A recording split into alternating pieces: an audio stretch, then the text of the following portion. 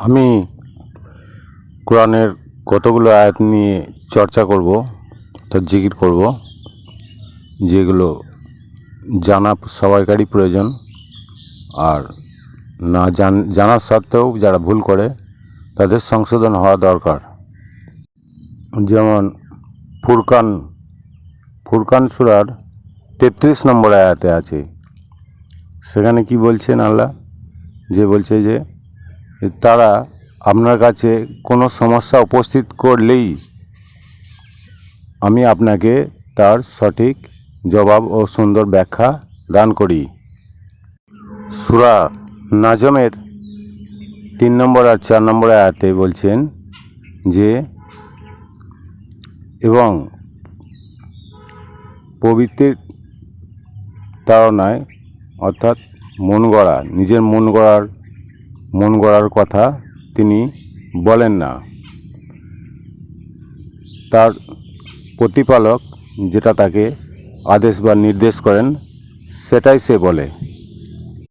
সূরা নিসায় 43 নম্বর আয়াতে বলছে, হে মুমিনগণ, নেশাগ্রস্ত অবস্থায় তোমরা সালাতের নিকটবর্তী হয়ে না যতক্ষণ না তোমরা তা বুঝতে পারছো যা তোমরা বলো। তাহলে নেশাগ্রস্ত অর্থাৎ অন্যমনস্ক অবস্থায় থাকলে যে তোমরা যেটা বলছো সেটা বুঝতে হবে আগে কি বলতে চাইছো তোমরা।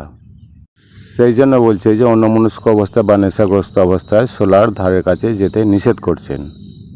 সূরা ফুরকানে যেটা বলছে 33 নম্বর আয়াতে যে তারা আপনার কাছে কোনো সমস্যা উপস্থিত করলেই আমি আপনাকে তার সঠিক জবাব ও সুন্দর ব্যাখ্যা দান করি। আর 4 নম্বর সূরা নিসার 43-এ বলছে যে নেশাগ্রস্ত অবস্থায় অন্যমনস্ক অবস্থায় তোমরা সালাতের নিকটবর্তী হয়ে না। কিন্তু একটা বিষয় ভালো করে বুঝতে হবে এখানে, যে যদি কেউ কোনো সমস্যা নিয়ে যে সমস্যার সমাধান করে তার কাছে যদি যায়, অ্যাকচুয়ালি পৃথিবীর অধিকাংশ মানুষই সমস্যার মধ্যে আছে। সেটা কি সমস্যা? যে তাদের রূহ বা আত্মাটা পবিত্র নয়। পবিত্র না থাকার কারণে তারা নরকে বা জাহান্নামে যাবেই। এটাই হচ্ছে সবথেকে বড় সমস্যা। যেহেতু আমরা আশরাফুল মখলুকাত, আমরা মানব জাতি, এদেরকে পৃথিবীতে পাঠানো হয়েছে শুধুমাত্র ভুল সংশোধন করার জন্য, অন্য কিছু নয়। ভুলটা কি? পূর্বপুরুষের যে বিধানগুলো তারা মেনে আসছে সেইগুলি হচ্ছে ভুল। আর যেগুলো অন্তরে গেঁথে রেখে দিয়েছে পূর্বপুরুষের, সেইগুলোই গেঁথে রেখে দিয়ে যে পাপ কাজ করার যে মানসিকতা, সেটাই হচ্ছে ভুল। এতে করে কী হয়? আত্মা আরও অশুদ্ধ হয়ে যায়। কিন্তু এই অশুদ্ধ আত্মাকে যে শুদ্ধ করতে পারবে তার কাছে যদি গিয়ে সে খামোশ থাকে, চুপচাপ, তাহলে সে পরিবর্তনটা ঘটাবে কিভাবে? অশুদ্ধ থেকে শুদ্ধে পরিবর্তন সেটা কিভাবে ঘটাবে? তাকে তো মুখ খুলে বলতে হবে। একটা রোগী ডাক্তারখানায় গিয়ে যদি চুপচাপ থাকে, তাহলে ডাক্তার তার ট্রিটমেন্ট বা চিকিৎসা এটা কিভাবে করবে? তাকে তো বলতে হবে যে আমার শরীরে কী সমস্যা হচ্ছে। না, ডাক্তার না শুনি সে জানবেই বা কীভাবে যে তার শরীরের মধ্যে কী সমস্যা আছে? আর একটা আত্মার বিমারি, সে আত্মার বিমারির কথা যদি না প্রকাশ করে, কমসে কম কিছুটা প্রকাশ করতে হবে, জানতে হবে, জানার জন্য তাকে প্রকাশ করতে হবে, শুধু অন্য কিছু নয়, জিজ্ঞাসা নয়, জানার জন্য প্রকাশ করতে হবে। জিজ্ঞাসা করো না, নিষেধ করা আছে, মুসার কমের মতো জিজ্ঞাসা করতে নিষেধ করা আছে। সেহেতু আত্মার পরিবর্তনের জন্য কিছুটা প্রকাশ ঘটাতেই হবে। আর সেটা না করে যদি পীরের মাজারে যেমন আগরবাতি জ্বালিয়ে চুপচাপ বসে নীরবতা পালন করে, এগুলো ওরকম জিনিস নয়। কারণ এটা কোনো এয়ারপ্লেন নয় যে পয়সা দিয়ে টিকিট কেটে বসে আছি, পাইলট ঠিক একটা প্লেস থেকে অন্য প্লেসে নিয়ে যাবে, যেহেতু পয়সা দিয়েছি তাকে, না, সেহেতু সে এক প্লেস থেকে আর প্লেসে পৌঁছে দেওয়ার দায়িত্ব তার। ওরকম ধরনের বিষয় নয় এটা। তাহলে নরক বা জাহান্নামের মুখ থেকে তুলে নিয়ে এসে জান্নাতের দিকে নিয়ে আসা এতটা সহজ নয়, মুখ খুলতে হবে। সমস্যা উপস্থিত করলেই বলছে, উপস্থিতটা করতে হবে, তবে তো সমস্যাটা যদি না উপস্থিত করে, না প্রকাশ করে, প্রকাশ করা মানে উপস্থিত করা, আর যদি না করে, সে এসেছে কিন্তু সমস্যা উপস্থিত হচ্ছে না, তার মনের ভেতরে রেখে দিয়েছে, এগুলো কেমন কথা? সে যত বছরই হোক, 1 বছর হোক, 2 বছর হোক, 10 বছর হোক, 15 বছর হোক, 16 বছর হোক, 30 বছর হোক, কিন্তু সবার মধ্যে এই ধরনের মানে বিমারি, যেগুলো মনের বিমারিগুলো রয়েই গেছে। কোরআন এমন একটা বিষয়, এই কোরআনের কথা বললেই দেখা যাবে যে কারো না কারো গায়ে লেগে যাচ্ছে। এগুলো বলতে হবে, গায়ে লেগে যাচ্ছে বললে আমি তো তাহলে ভিডিও সব ভিডিওগুলো আমি ডিলিট মেরে দেবো, সবগুলো ডিলিট করে দেবো, শান্ত হয়ে যাবে। যেন এ থেকে অন্যজনও শিক্ষা নেবে, সেটা বোঝা যাচ্ছে। গায়ে লাগার বিষয় নয়, কারো গায়ে লাগে যেন না লাগে। কারো গায়ে লাগিয়ে গিয়ে সে মুখ ভারী করে চুপচাপ খামোশ রয়ে যাচ্ছে, এগুলো ভুল ছাড়া অন্য কিছু নয়। সেই জন্য ভিডিও বানাতে গেলে ভয় লাগে আমাকে, যে কারো গায়ে লেগে যাবে নাকি, কেউ কারো মুখ ভারী করবে, কি ভারী নিচে ভারী করবে করে সে চুপচাপ বসে থেকে যায় মুখ ভারী করে, যোগাযোগ রাখবে না, কোনো সম্পর্কের যে একটা সুসম্পর্কের যে একটা যোগাযোগ, সেটাই বন্ধ করে দেবে। দীর্ঘদিন পর তারপরে দেখা যাবে আবার যোগাযোগ করছে। যোগাযোগ তো করতেই হবে না, যেহেতু আত্মা শুদ্ধ হচ্ছে, তার আত্মা শুদ্ধ হওয়ার একটাই জায়গা আছে, যেটা হচ্ছে যে আত্মা শুদ্ধ করে, সেটাই হচ্ছে তার জায়গা। আমি তো ডাইরেক্ট হিট করে কাউকে বলতে পারি না আমি হিট করছি একটা অন্য জায়গায়, কিন্তু লেগে যাচ্ছে সেখানে অন্য আর এক জায়গায়। এগুলোকে ভেরিফাই করার মতো জ্ঞান বুদ্ধিও থাকে না যারা গায়ে লাগিয়ে নেয়। যারা গায়ে লাগিয়ে নেয় তাদের ভেরিফাই করার মতো জ্ঞান বুদ্ধিও নেই। সেই জন্যই বলছি, যেটাকে চুমুকে তুলে রেখে দেয় সযত্নে আদর করে, তো সেটার কথা বললি গায়ে লেগে যায়। এগুলো তো জঘন্য কথাবার্তা, এগুলো অন্য কিছু নয়। আমাদের বিধান একমাত্র আল্লাহরই, আর সেই বিধানটা কোরআনের মধ্যেই উনি লিপিবদ্ধ করেছেন। সেটা এবার যে ভাষাতেই বুঝবে না কেন, সেগুলো হাদিসওয়ালারা কী করেছে, হাদিসের নিয়ম অনুযায়ী, হাদিসের রুল অনুযায়ী ওগুলোকে বিকৃত করে ফেলেছে, বিগড়ে ফেলেছে।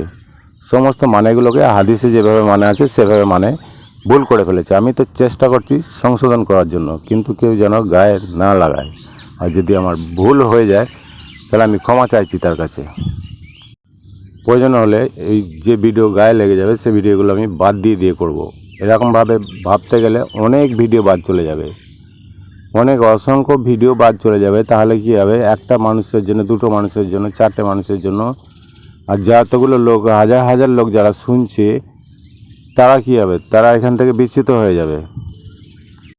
আর তার জন্য গুণাগার কী হবে, যারা গায়ে লাগিয়ে নিচ্ছে, নগ্ন সম্প্রদায়ের লোক, অল্প সংখ্যক লোক যারা গায়ে লাগিয়ে মুখ বাড়ি করে ফেলছে, তারা কিন্তু এর জন্য পুরোপুরি দোষী হয়ে যাবে, অর্থাৎ পাপী হয়ে যাবে, অর্থাৎ গুণাগার হয়ে যাবে। হয়তো আমি একটা কোনো যৌন বৃক্ষের দিকে আকর্ষণ আছে, তীব্র আকর্ষণ আছে, সেই মানুষটাকে উদ্দেশ্য করে আমি ভিডিওটা নিক্ষেপ করলাম, কিন্তু তীরটা কোথায় লেগে যাচ্ছে, দেখা যাচ্ছে সে যৌন বৃক্ষের দিকে তার কোনো আকর্ষণই নেই, তার গায়ে লেগে যাচ্ছে। এটা তো বড় সমস্যা। তাহলে কি করতে হবে, যে আত্মার যে শিক্ষক, আত্মার যে টিচার, আত্মা শুদ্ধ করার যে টিচার, তার কাছে উপস্থিত হলেই, যখনই উপস্থিত হবে, তার আত্মার রোগগুলোকে ধীরে ধীরে ধীরে ধীরে প্রকাশ করতে হবে। অর্থাৎ জানার বিষয়, যে আমি জানতে চাইছি। রোগটাকে প্রকাশ করা যাবে না হয়তো সবার সামনে, কারণ সবাই জানলে তার আত্মসম্মান লেগে যাবে। এগুলোকে ধীরে ধীরে জানতে হবে, ধীরে ধীরে এটা এই বিষয় হলে কী হবে স্যার, এটা এই বিষয়টা এর কী সমাধান আছে, না এটা থাকাই দরকার, না এটা না থাকা দরকার, এভাবে প্রশ্ন করতে করতে আস্তে আস্তে ঠিক হয়ে যাবে। যেভাবেই হোক, সামনেই হোক, ফোনের মাধ্যমে হোক, যেভাবেই হোক, যদি চুপচাপ থেকে যায় ওই প্লেনের টিকিট কাটার মতো, তাহলে কী হবে, সে শিক্ষক বকেই যাচ্ছে, ছাত্র চুপ করে রয়ে যাচ্ছে। এগুলো জঘন্য, অন্য কিছু নয়।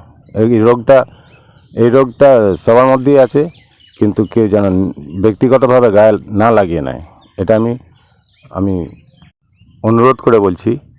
তা না হলে কিন্তু বিশেষ কিছু ভিডিও বন্ধ হয়ে গেলে সে কিন্তু পাপের ভাগী সে হয়ে যাবে। তাহলে সে নিজের মনের ইচ্ছায় পবিত্র ইচ্ছায় কোনো কিছু কথা বলে না। তাকে তার প্রতিপালক অর্থাৎ রব যেটা তাকে নির্দেশ করে বা আদেশ করে সেটাই সে বলে, কিন্তু কোনো সমস্যা উপস্থিত হলে তখন বলে, তার আগে নয়। যখনই কোনো সমস্যা কেউ উপস্থিত করে তাকে সুন্দর ব্যাখ্যা তার প্রতিপালক তাকে দিয়ে থাকেন ওহি মাধ্যম দিয়ে। ওহি মাধ্যম নয়, ওটা ওহি দ্বারা। ওহি মানে অন্য কিছু নয়। ওহি মানে হচ্ছে আদেশ বা নির্দেশ, যেটা 99 নম্বর সূরার 5 নম্বর আয়াতে আছে। ওটা দেখে নেবেন, তাহলে বুঝতে পারেন ওহি মানে কি। ওহি হচ্ছে প্রতিপালকের, রবের, ঈশ্বরের, আল্লাহর। তো সেটা হচ্ছে আদেশ বা নির্দেশ। যেহেতু ঈশ্বর নিরাকার, আদেশ নির্দেশটাও নিরাকার। সেটা সেই মেহসুস করতে পারে, অনুভব করতে পারে যার মধ্যে গভীর জ্ঞান আছে। সে পবিত্র এবং গভীর জ্ঞান আছে, সেই ওইটাকে মেহসুস করতে পারবে, অনুভব করতে পারবে। এছাড়া অন্য কেউ পারবে না। পবিত্র হতে হবে এবং গভীর জ্ঞানের অধিকারী হতে হবে, তবেই সে পারবে, নচেত পারবে না। ওহি মানে ডানা নিয়ে কেউ মানুষ রূপে সামনে এসে গেল বা স্বপ্নের মাধ্যমে দেখালো, এগুলো ভুল ধারণা। এগুলো হচ্ছে লাওয়াল হাদিসের কথা। তাহলে কোরআন হচ্ছে আল্লাহর প্রজ্ঞা, আল্লাহর বিধান। এটাকে পবিত্র ছাড়া ইহাকে কেউ স্পর্শ করতে পারবে না। এটা ওয়াকিয়া সূরাতে লেখা আছে, ওয়াকিয়ার 79 নম্বর আয়াতে লেখা আছে।